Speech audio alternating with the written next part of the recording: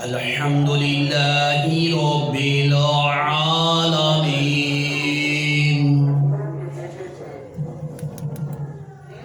والصلاة والسلام على سيد الأنبياء والمرسلين أما بعد فأعوذ بالله من الشيطان الرجيم بسم الله الرحمن الرحيم قال الله عز وجل في القرآن الحكيم ما زاغ البصر ما طغى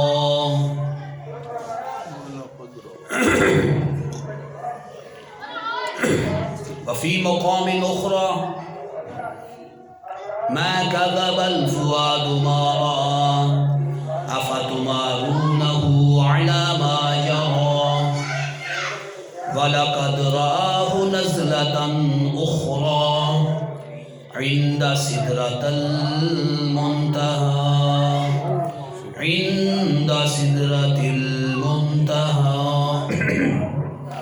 وفي مقام آخر لا تدركه الأبصار وهو يدرك الأبصار صدق الله مولانا العليم وبلغنا رسوله النبي الكريم الأمين. درس القرآن والحديث الآن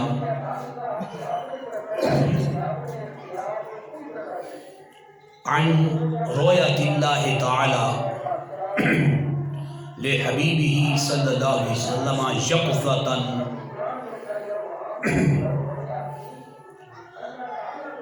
بالقرآن الحكيم والأحاديث الصحيحة المرفوعة والموقوفة والمقطوعة ولذا استمعوا استماعا. آج کا درس قرآن درس حدیث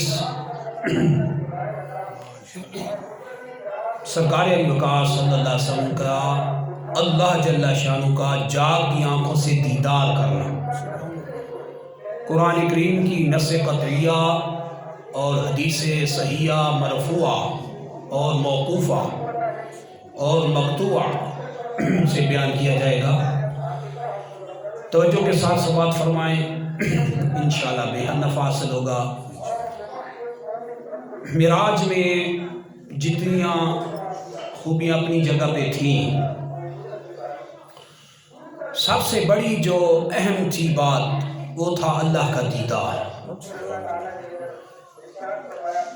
خلاق عالم جل شانہ نے اپنے حبیب نبی صلی اللہ علیہ وسلم کو اسراء و معراج کرائی اور بالمشافہ بغیر حجاب کے اپنا دیدار کرایا. اس پر ہم قرآن اور حدیث صحیحہ کے دلائل پیش کرتے ہیں جس پر کلام کی بھی حاجت نہ ہوگی. خلاق عالم جل شانہ قرآن مجید میں ارشاد فرماتا ہے ما کذب الفؤاد ما رأى. جو اللہ کے رسول صلی اللہ علیہ وسلم نے آنکھ سے دیکھا دل نے اس کو نہ جھٹلایا. اس کی تفسیر میں امام الفسیر عبداللہ بن عباس فرماتے ہیں ما کذب فؤاد محمد صلی اللہ علیہ وسلم ما را ربہ بقلبہ ویقال را ربہ ببصرہ. یعنی اللہ کے رسول صلی اللہ علیہ وسلم نے اپنے رب کو چاہے وہ جاگتی آنکھوں سے دیکھا ہے چاہے وہ عالم خواب میں دیکھا ہے. چونکہ یہ جو دیکھنا ہے یہ دونوں طرف سے ثابت ہے اور اللہ کو دیکھا ہے. ما کذب الفؤاد، تو دل نے اس کو نہ جھٹلایا ما را، جو اللہ کے رسول صلی اللہ علیہ وسلم نے رب کو دیکھا. یہ تفسیر ابن عبداللہ ابن عباس کی میں پیش کر رہا ہوں. افتمارونہ علی ما یری، کیا وہ لوگ اس بات میں جھگڑتے ہیں اللہ کے محبوب صلی اللہ علیہ وسلم سے، مجادلہ کرتے ہیں یا تکذیب کرتے ہیں، جھٹلاتے ہیں علی ما یری کہ محمد صلی اللہ علیہ وسلم نے اپنے رب کو دیکھا. وَلَقَدْ رَآهُ نَزْلَةً أُخْرَى عِنْدَ سِدْرَةِ الْمُنْتَهَى، یقیناً وَلَقَدْ رَآهُ، اس کی تفسیر میں عبداللہ بن عباس فرماتے ہیں وَلَقَدْ رَآهُ، یعنی را محمد صلی اللہ علیہ وسلم ربہ بِبَصَرِهِ وَبِقَلْبِهِ، دونوں تفسیریں کہ اللہ جل شانہ کے محبوب صلی اللہ علیہ وسلم نے اپنے رب کو جاگتی آنکھوں سے بھی دیکھا اور دل کی آنکھوں سے بھی دیکھا، یعنی عالم خواب میں بھی دیکھا، عالم بیداری میں جاگتے ہوئے دیکھا۔ نزلۃ اخری، کئی بار دیکھا۔ امام الفصیل عبداللہ ابن عباس اس کی تفسیر میں فرماتے ہیں نزلۃ اخری یعنی مرۃ اخری غیر التی اخبرکم بہا، یعنی اس کے علاوہ بھی اللہ کے محبوب صلی اللہ علیہ وسلم نے رب کا دیدار کیا، غیر التی اخبرکم بہا، یہ اس کے علاوہ ہے جو میں تم سے بیان کر رہا ہوں، یہ اس کے علاوہ ہے جس کی میں تمہیں خبر دے رہا ہوں۔ محمد صلی اللہ علیہ وسلم نے اپنے رب کو کئی بار دیکھا۔ عند سدرۃ المنتہی، سدرۃ المنتہی کے پاس دیکھا۔ اب سدرۃ المنتہی کے پاس کس کو دیکھا؟ ایک ہوتی ہے تفسیر قرآن بالقرآن، کہ قرآن کی ہی آیت دوسری آیت کی تفسیر بیان کر دے تو سب سے اعلیٰ تفسیر یہی ہے، اور ایک تفسیر ہے تفسیر قرآن بالاحادیث، یعنی قرآن کی تفسیر حدیث بیان کر دے، تو یہ تو بڑے اعلیٰ درجے کی تفسیر ہوتی ہے، کیونکہ ظاہر ہے جو سرکار تفسیر میں بیان فرما دے، حدیث مبارکہ آیت کی تفسیر کر دیں تو اس سے بات ہی ختم ہو جاتی ہے، کیونکہ جو سرکار ارشاد فرمائے اس سے بڑھ کر تو کوئی نہیں جانتا۔ تو خلاق عالم جل شانہ کی اس فرمان ارشاد عند سدرۃ المنتہی، سدرۃ المنتہی کے پاس دیکھا، کس کو دیکھا؟ رواہ المفسر المحدث المحقق المؤرخ جلال الدین السیوطی الشافعی فی الدر المنصور فی التفسیر بالمأثور۔ علامہ جلال الدین سیوطی شافعی مفسر بھی ہیں، محدث بھی ہیں، محقق بھی ہیں اور مؤرخ یعنی تاریخ دان بھی ہیں۔ تفسیر در منصور، چونکہ یہ تفسیری معصورہ ہے، قرآن کی یہ تفسیر در منصور تفسیر معصورہ، یعنی قرآن کی تفسیر حدیث سے کی گئی ہے، اس کا نام ہی تفسیر در منصور تفسیر معصورہ ہے۔ یہ اپنی اس تفسیر در منصور میں حدیث مبارکہ نقل کرتے ہیں، رواہ ابن مردوی ہے، ابن مردوی روایت کرتے ہیں، تو توجہ رکھنا، ان اسماء بنت ابی بکر الصدیق رضی اللہ عنہا قالت، حضرت اسماء بنت ابی بکر صدیق یعنی ابو بکر صدیق کی صاحبزادی حضرت اسماء رضی اللہ عنہا روایت کرتی ہے، قالت فرماتی ہے سمعت رسول اللہ صلی اللہ علیہ وسلم یقول یقول، فرماتی ہے میں نے اللہ کے رسول مکرم صلی اللہ علیہ وسلم کو فرماتے سنا، وہ سرکار صلی اللہ علیہ وسلم ارشاد فرماتے ہیں وَهُوَ يَصِفُ سِدْرَةَ الْمُنْتَهَى، اللہ کے رسول مکرم صلی اللہ علیہ وسلم سدرۃ المنتہی کی تعریف بیان کرتے ہیں، یاصف سدرۃ المنتہی، سدرۃ المنتہی کے وصف کو، اس کی تعریف کو بیان فرماتے ہیں۔ وذاکر الحدیث الی ان قالت، تو حضرت اسماء نے ساری حدیث ذکر کی یہاں تک کہ قالت فرماتی ہیں قلت یا رسول اللہ صلی اللہ علیہ وسلم، میں نے عرض کی یا رسول اللہ صلی اللہ علیہ وسلم ما رأیت عندہا، سدرۃ المنتہی کے پاس آپ صلی اللہ علیہ وسلم نے کیا دیکھا؟ اب تفسیر آیت کی تفسیر حدیث کر رہی ہے، ما رأیت عندہا، سدرۃ المنتہی کے پاس آپ صلی اللہ علیہ وسلم نے کیا دیکھا؟ فقال، تو سرکار علی وقار صلی اللہ علیہ وسلم نے ارشاد فرمایا رأیتہ عندہا یعنی ربہ عز وجل، یعنی میں نے سدرۃ المنتہی کے پاس اپنے رب جل جلالہ کا دیدار کیا۔ اب آیت مبارکہ وَلَقَدْ رَآهُ نزلۃ اخری عند سدرۃ المنتہا، یقیناً قرآن کہتا ہے، اللہ جل شانہ فرماتا ہے یقیناً محمد صلی اللہ علیہ وسلم نے رب کو کئی بار دیکھا، عند سدرۃ المنتہا، سدرۃ المنتہا کے پاس اپنے رب کو دیکھا۔ یہ بات کلیئر ہو گئی، قرآن کی تفسیر بالحدیث صحیحہ سے فائنل ہو گیا کہ اللہ کے محبوب صلی اللہ علیہ وسلم نے سدرۃ المنتہا پہ اپنے محبوب، اس کے محبوب صلی اللہ علیہ وسلم نے رب کا دیدار کیا۔ جبریل کا دیدار والی بات درست نہیں ہے، اس کی وجہ کیا ہے؟ کیونکہ یہ تو تفسیر بالحدیث سے بات ہی ختم فائنل ہو گئی، اس سے بات آپ اس پہ کلام کرنے کی ضرورت ہی نہ رہے، کیونکہ جب حدیث تفسیر قرآن بالحدیث ہو جائے تو وہاں پہ پھر اپنے معروضات پیش کرنے کی حاجت نہیں رہتی۔ اب جبریل امین علیہ السلام سے اگر ملاقات اور وہاں کی ان کی زیارت کی بات ہوتی، دیدار کی، تو جبریل امین تو کئی بار سرکار صلی اللہ علیہ وسلم کی بارگاہ میں حاضر ہوتے تھے، دیکھ یا قلبی کی شکل میں بھی آتے، بخاری شریف کی حدیث ہے، سرکار صلی اللہ علیہ وسلم کئی بار سرکار کی بارگاہ میں حاضری دی، اور اس پر حدیث صحیحہ مرفوعہ بے شمار ہے، جبریل علیہ السلام وحی لے کر آتے رہے، تو وہ تو دیدار بھی ہوتے رہے اور ملاقات بھی ہوتی رہی۔ یہ معراج کی رات بلا کے صرف جبریل کو تھوڑا ہی دکھانا تھا، اللہ جل شانہ نے اپنا دیدار کروانا تھا۔ اس لیے قرآن کی تفسیر جب بالحدیث ہو جائے وہاں کلام کرنے کی اجازت ہی نہیں رہتی۔ جہاں بات اللہ جل شانہ پہ محبوب صلی اللہ علیہ وسلم کو اپنا دیدار کرایا، سرکار خود فرماتے ہیں رأیتو عندہا، یعنی ربہ عز و جل، میں نے اپنے رب جل جلالہ کو سدرۃ المنتہا کے پاس دیکھا، وہاں میں نے اللہ کا دیدار کیا،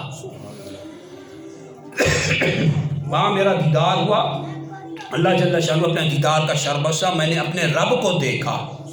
تو سدرۃ المنتہا پہ رب کو ہی دیکھا سرکار نے، جیسا کہ اس حدیث صحیحہ نے واضح کر دیا، اور اس کی اسناد جید بالکل حسن صحیح ہے، حدیث قوی ہے فن حدیث میں۔ اب ہم بات کرتے ہیں ان حدیث صحیحہ سے کہ خلاق عالم جل شانہ نے اپنے حبیب لبیب صلی اللہ علیہ وسلم کو جاگتی آنکھوں سے شب معراج دیدار کرایا۔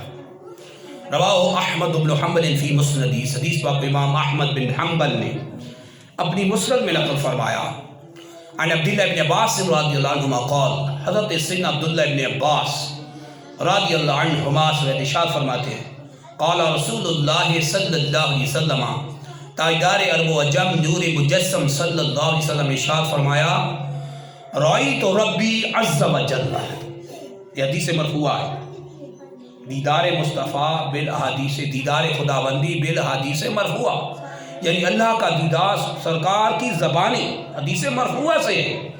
رأیت ربی عز و جل، سرکار فرماتے ہیں میں نے اپنے رب جل جلالہ کا دیدار کیا۔ رأیت ربی، میں نے اپنے رب کو دیکھا۔ حدیث مرفوعہ کسے کہتے ہیں؟ جو ہم حدیث مرفوعہ سے سرکار کا اللہ کو دیکھنا جو پیش کر رہے ہیں، علم حدیث میں حدیث مرفوع کی تعریف ہے ما انتہا الی النبی صلی اللہ علیہ وسلم یقال له مرفوع، جس حدیث کی سند کی انتہا سرکار علی وقار صلی اللہ علیہ وسلم پر جا کر پہنچے، وہاں منتہی ہو، وہاں انتہا اس کی ختم ہو، اس حدیث کو حدیث مرفوعہ کہتے ہیں۔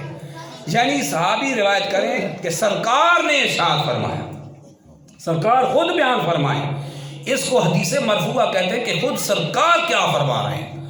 رأیت ربی عز و جل، مسند امام احمد بن حنبل کی حدیث صحیحہ، سرکار صلی اللہ علیہ وسلم فرماتے ہیں میں نے رب کا دیدار کیا۔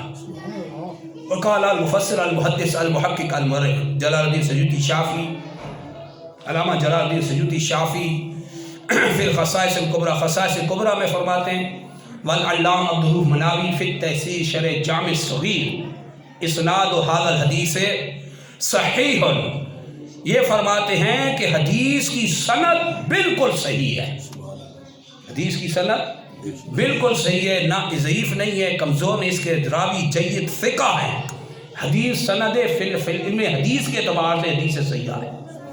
یہ حدیث صحیح نے فیصلہ کر دیا سے کہ سرکار نے اپنے رب کو دیکھا، خود سرکار صلی اللہ علیہ وسلم ارشاد فرمائے، اب دوسری حدیث مبارکہ رواہ محمد بن عیسیٰ ترمذی فی جامع، محمد بن عیسیٰ ترمذی نے اپنی جامع میں اس حدیث مبارکہ کو نقل فرمایا۔ قال رسول اللہ صلی اللہ علیہ وسلم، سرکار وقار صلی اللہ علیہ وسلم ارشاد فرماتے ہیں، رأیت ربی فی احسن صورت، میں نے اپنے رب کو بہت ہی حسین صورت میں دیکھا، میں نے اپنے رب کا دیدار کیا۔ قال، تو اللہ جل شانہ نے پوچھا، فی ما یختصم المالا الاعلی، اے حبیب صلی اللہ علیہ وسلم یہ بتائیں کہ یہ آسمان کے فرشتے، مالا اعلیٰ کے فرشتے کس معاملے میں جھگڑ رہے ہیں؟ قلت، تو سرکار فرماتے ہیں میں نے ایسی، انت اعلم، اے اللہ تو خوب جانتا ہے، اے اللہ تو خوب جانتا ہے۔ قال، سرکار صلی اللہ علیہ وسلم فرماتے ہیں، فوضع کفہ بین کتفیہ، تو اللہ جل شانہ جیسے ما جلی کو شان، جیسے اس کی شان کے لے کر اپنا دست قدرت، اپنی حمایت، اپنی مدد، اپنی تائید، اپنی نصرت، اپنی عطا، فوادہ کفو بین کتفیہ، دست قدرت میرے دونوں کندھوں کے درمیان رکھا، فوجدت بردا بین ثدییہ، تو اس کی ٹھنڈک میں نے اپنے سینے میں محسوس کی، فعلمت ما فی السماوات والارض، تو جو کچھ آسمانوں میں تھا وہ سارا جان لیا، جو کچھ زمینوں میں تھا وہ بھی جان لیا۔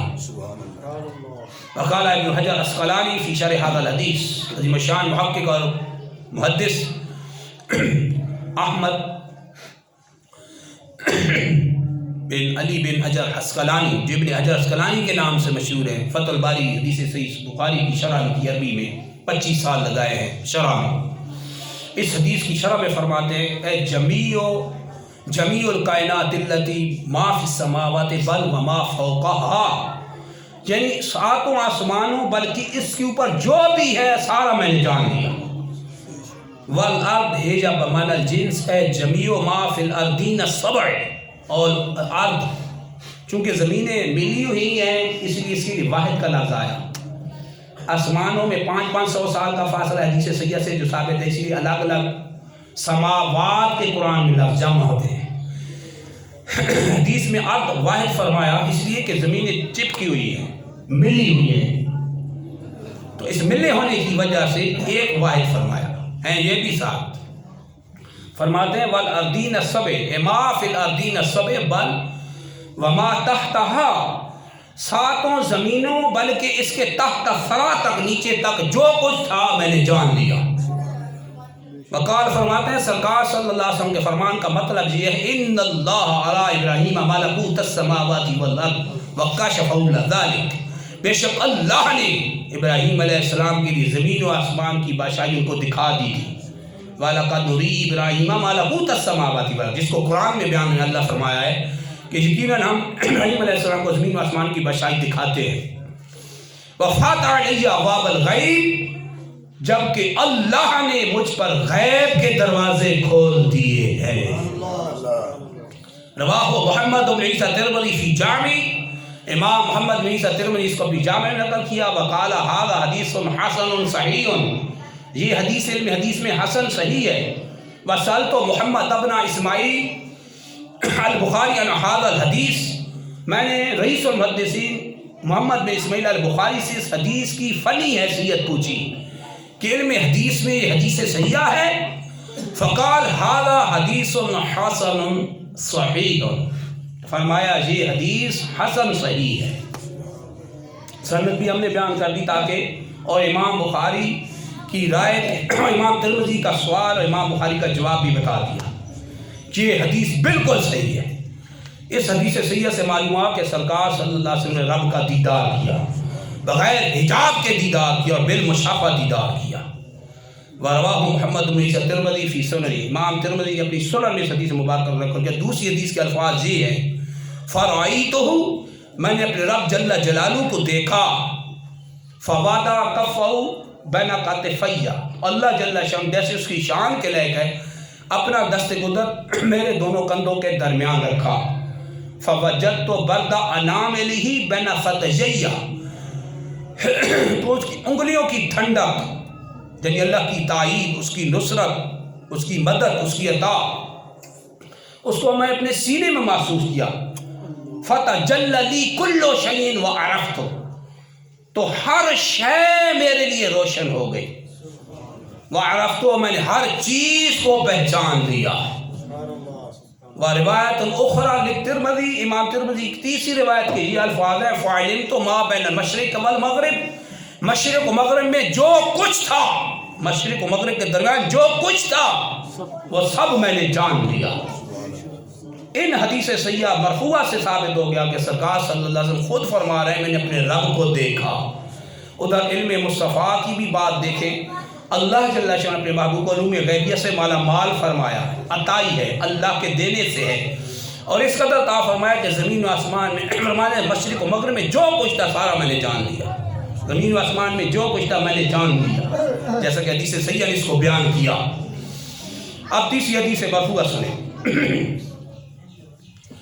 رواہ المحدث الشہیر امام متقی فی کنز العمال، عظیم الشان محدث امام متقی نے کنز العمال میں حدیث مبارکہ کو نقل فرمایا. عن جابر بن عبداللہ رضی اللہ عنہ قال، حضرت جابر بن عبداللہ رضی اللہ عنہ ارشاد فرماتے ہیں قال رسول اللہ صلی اللہ علیہ وسلم، اللہ کے رسول مکرم صلی اللہ علیہ وسلم نے ارشاد فرمایا: ان اللہ اعطى موسیٰ الکلام، بے شک اللہ نے موسیٰ علیہ السلام کو ہم کلامی شرف عطا کی. موسیٰ علیہ السلام کو ہم کلامی کا شرف عطا فرمایا، ان سے کلام فرمایا.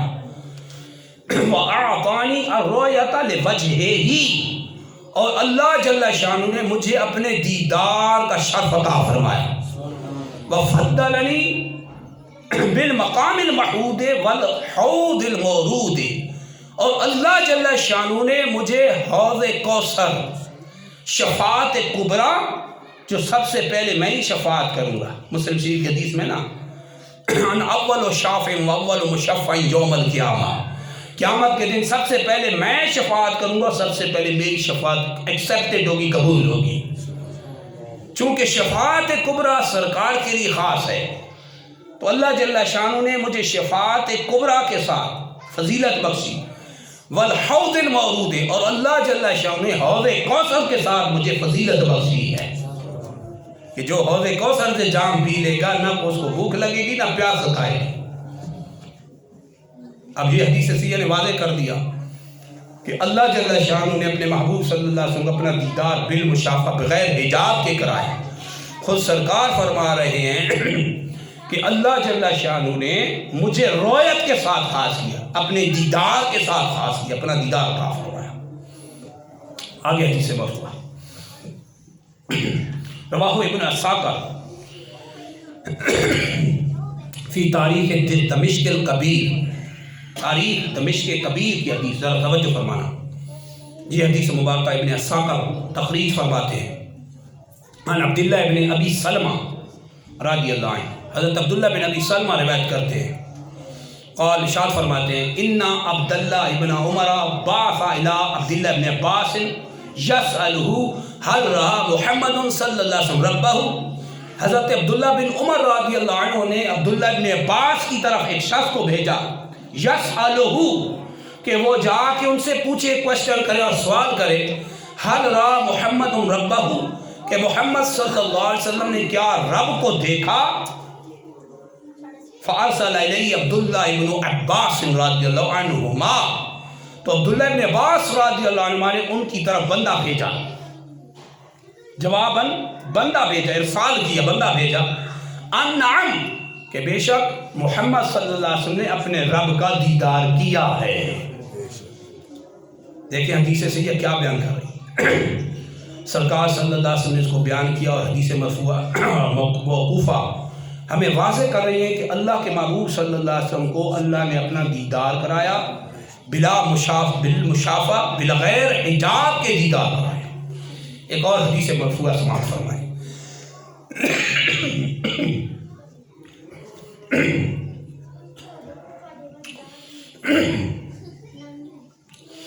عن عبداللہ بن مسعود رضی اللہ عنہ، حضرت عبداللہ بن مسعود رضی اللہ عنہ، یہ تاریخ دمشق کبیر کی حدیث توجہ رکھنا. تاریخ دمشق کبیر، اس کو تخریج ابن عساکر نے کی۔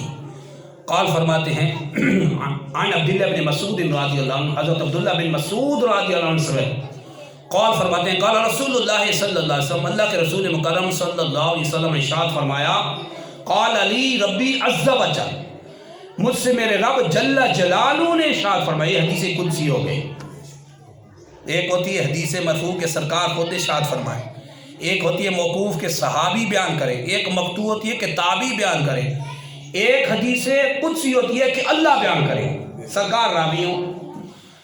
قال علی ربی عز و جل، اللہ جل جلالہ نے، میرے رب جل جلالہ نے مجھ سے فرمایا، نخلت ابراہیم خلۃ، میں نے حضرت ابراہیم علیہ السلام کو خلہ عطا فرمایا، میں نے ابراہیم علیہ السلام کو دوستی کا شرف بخشا، ان کو دوستی عطا کی۔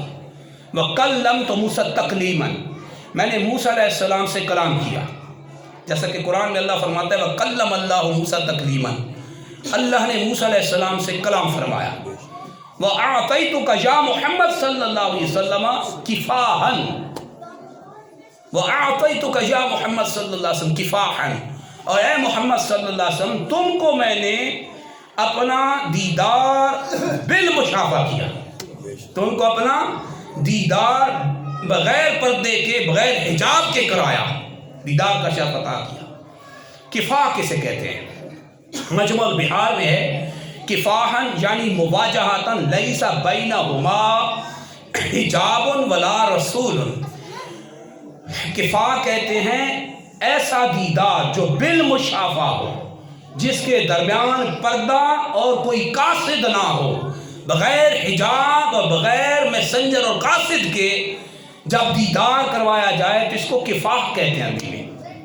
اب حدیث کے معنی ہوئے اعطیتک یا محمد صلی اللہ علیہ وسلم کفاحا، اے محمد صلی اللہ علیہ وسلم میں نے آپ کو بالمشافہ اپنا دیدار عطا کیا۔ اللہ جل شانہ اپنے محبوب صلی اللہ علیہ وسلم کو دیدار عطا فرمایا۔ اس پر حدیث کثیرہ، یہ ابھی مرفوع کی بات چل رہی ہے، ایک اور حدیث مرفوع سنیں، رواہ رئیس المحدثین محمد بن اسماعیل البخاری فی سے، رئیس المحدثین محمد بن اسماعیل البخاری نے اپنی صحیح میں اس حدیث مبارکہ کو نقل فرمایا۔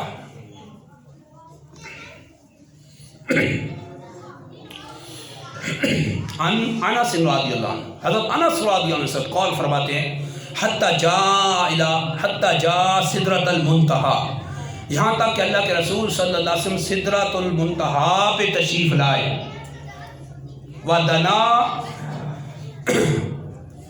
لِلْجَبَّارِ رَبِّ الْعِزَّةِ، تو سرکار صلی اللہ علیہ وسلم اللہ رب العزت جل جلالہ جو جبار ہے، اللہ جل شانہ رب العزت جو جبار ہے، سرکار صلی اللہ علیہ وسلم ان کے قریب ہوئے، مقام قرب میں ہوئے، فتدلی اور قریب ہوئے، حتی کان منہ قاب قوسین او ادنی، یہاں تک کہ 2 کمانوں بلکہ اس سے بھی کم مقدار رہ گیا تھا، جس کو قرآن میں اللہ جل شانہ فرماتا ہے وَعَلَمْ ثُمَّ دَنَا فَتَدَلَّى فَكَانَ قَابَ قَوْسَيْنِ أَوْ أَدْنَىٰ، وہ حبیب صلی اللہ علیہ وسلم رب کے مقام قرب میں قریب ہوئے، اتنے قریب ہوئے کہ 2 کمانوں سے بھی کم کا مقدار رہ گئی، تو اللہ نے مقام قرب میں اپنا دیدار کرایا۔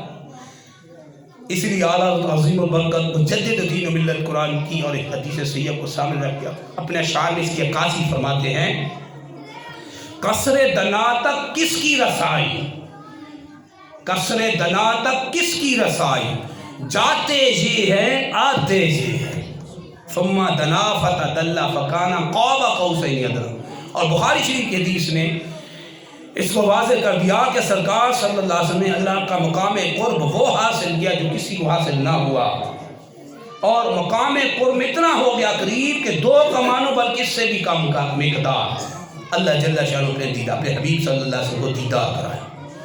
ورواہ مسلم بن حجاج کو شریفی سے حدیث مرفوعہ سے ہم دیدار خداوندی کو بیان کریں کہ اللہ نے اپنے محبوب صلی اللہ علیہ وسلم کو اپنا دیدار کرایا، اور اس پر ریفرنس حدیث صحیحہ مرفوعہ کے ہم بیان کر رہے ہیں۔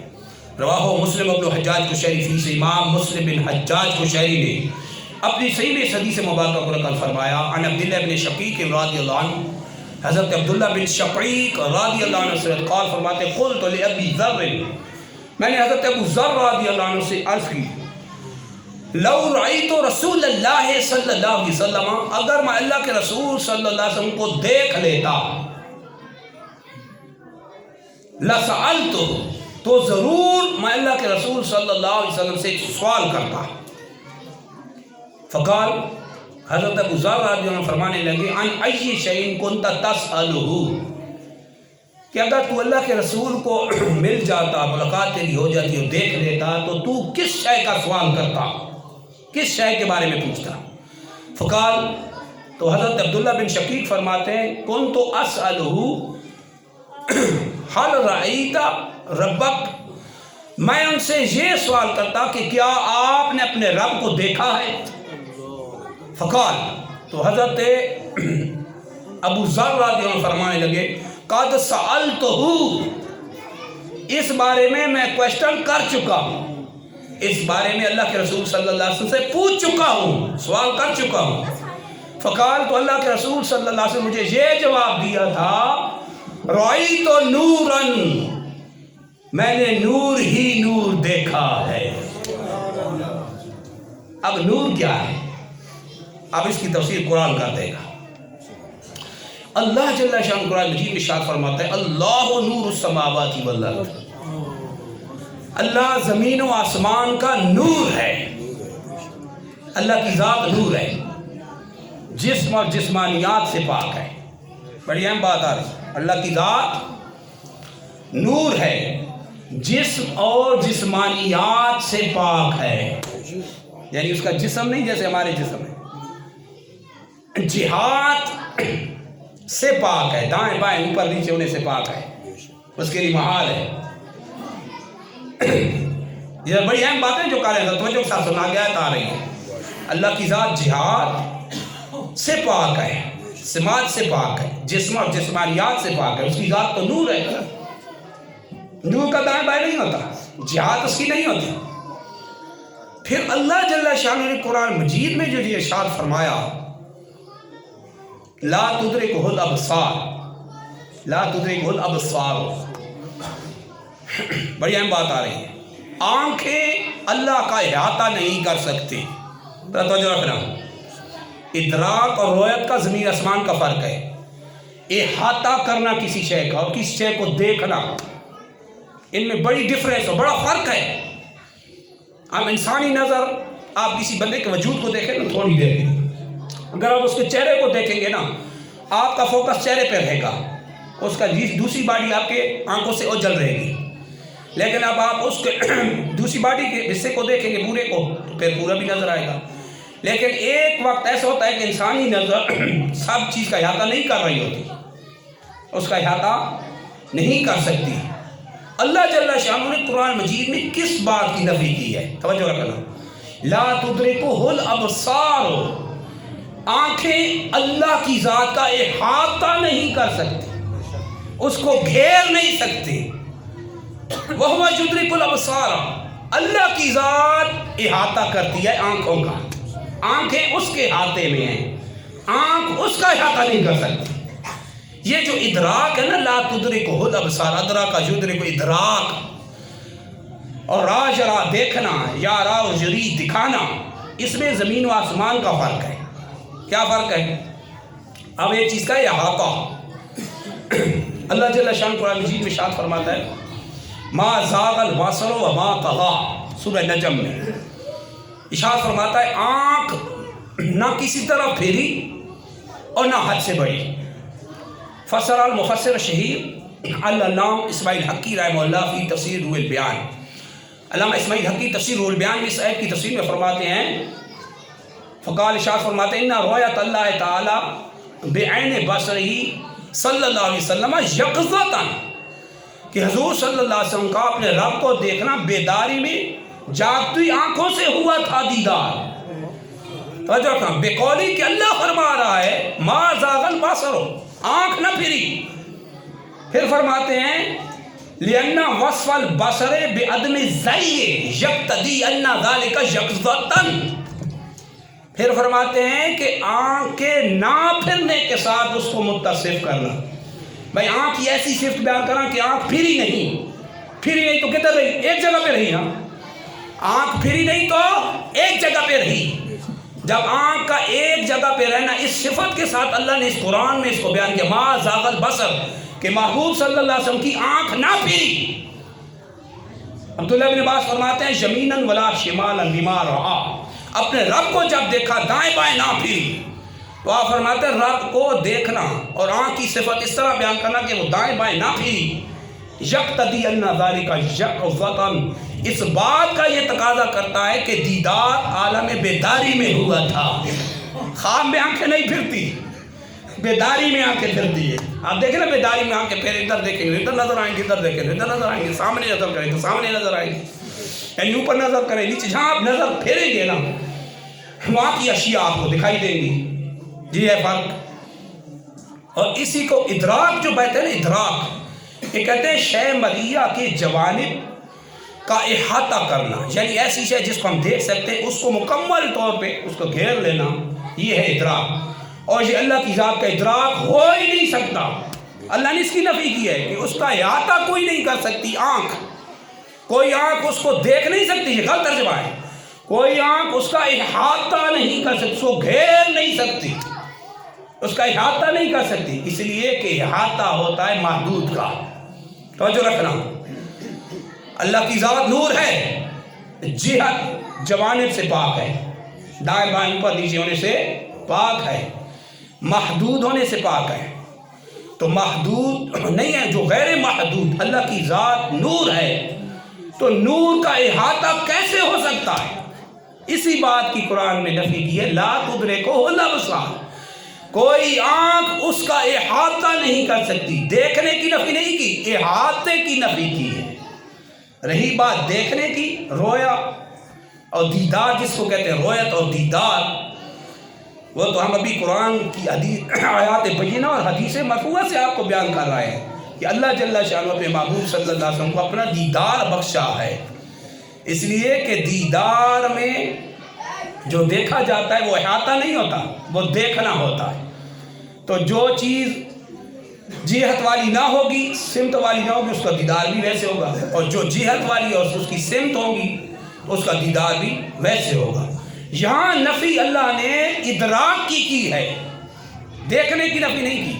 لہذا یہ آیت پڑھ کے یہ کہنا کہ کوئی آنکھ اس کو نہیں دیکھ سکتی، تو لہذا کسی نے نہیں دیکھا، نعوذ باللہ سرکار نے بھی نہیں دیکھا.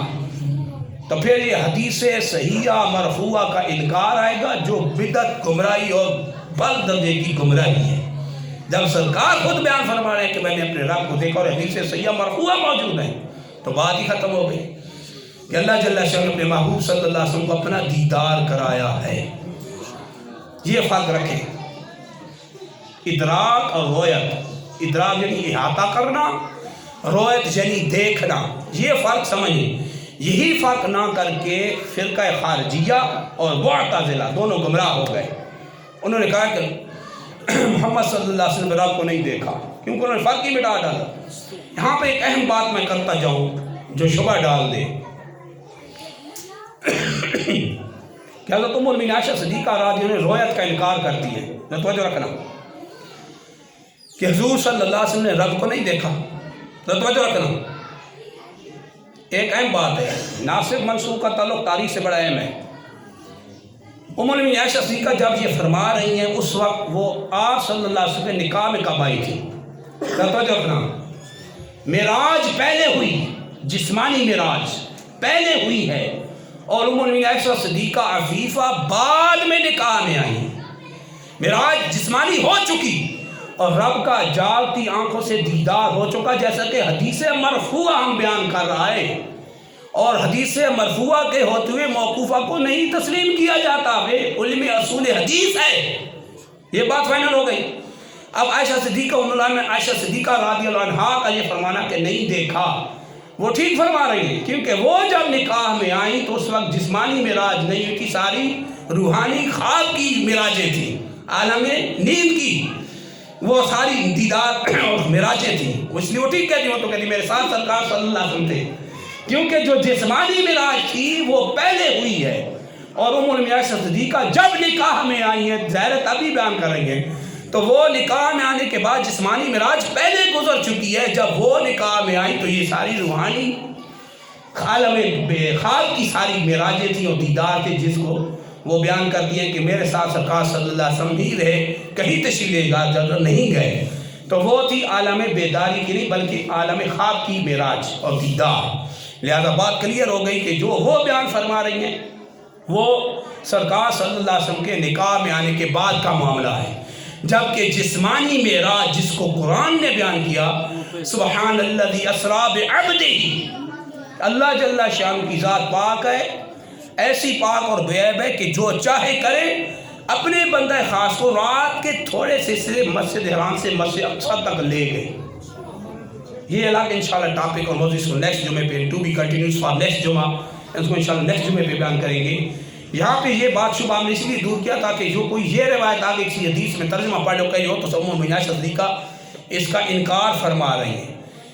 ایک اصول علم حدیث کا یاد رکھیں، جب حدیث مرفوعہ اور موقوفہ آمنے سامنے آ جائیں، یعنی ایک سرکار فرما رہے ہوں اور ایک صحابہ سے جو امہات المومنین سے ثابت ہو، تو اس میں اصول حدیث یہ ہے کہ حدیث مرفوع کو ترجیح ہوتی ہے، جو سرکار فرما رہے ہیں وہ سب سے پہلے ہے، وہ بات اپنی جگہ درست، اور وہ جو بعد میں نکاح میں ان کو نکاح ہی بعد میں ہوا ہے، تو معراج جو جسمانی تھی اور دیدار جو ذاتی آنکھوں سے ہوا تھا وہ تو پہلے ہو چکا تھا، لہذا وہ اپنی جگہ پہ صحیح بیان کر رہی ہیں کہ جب وہ نکاح میں اس کے بعد میں جسمانی معراج نہیں تھی، ساری روحانی تھی۔ اللہ کی بارگاہ میں دعائیں میں حق سمجھیں اور دوسرا حق کو جانے کی توفیق عطا فرمائے۔ وآخر دعوانا الحمدللہ رب العالمین۔